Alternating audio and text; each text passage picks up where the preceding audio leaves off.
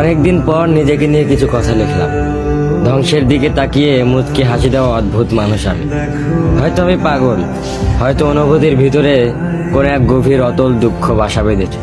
তবুও নিজেকে জোর করে হাসাতে শিখে গেছি। যেদিন ভেতরটা একবারে ভেঙে গিয়েছিল, সেদিনও বাইরে থেকে এক চিলতে হাসি মুখে নিয়ে সবার সামনে দাঁড়িয়েছিলাম। কষ্টগুলোকে আমি বন্ধু বানিয়েছি, একাকিত্বকে আপন করে নিয়েছি। মানুষ ভাবে আমি হয়তো সুখী, শক্ত, নির্লিপ্ত, কিন্তু তারা জানে না প্রতি রাত আমার এক একটা লড়াই। নিজেকে নিজেই বুঝিয়ে রাখি তুই ভালো আছিস, অথচ আমি জানি আমি ভালো নেই।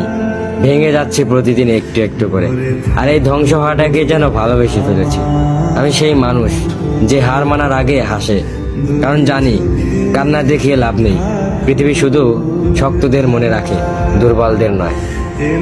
তাই আমি অদ্ভুত, আমি অনুভূতির আগুনে পুড়ে যাওয়া নীরব যোদ্ধা। আমার জীবন কোনো সুখের গল্প নয়, এটা নিঃশব্দ বিপ্লব, যেখানে হাসির আড়ালে লুকানো থাকে হাজারো না বলা কথা, ভাঙা স্বপ্ন, হারিয়ে যাওয়া আমি।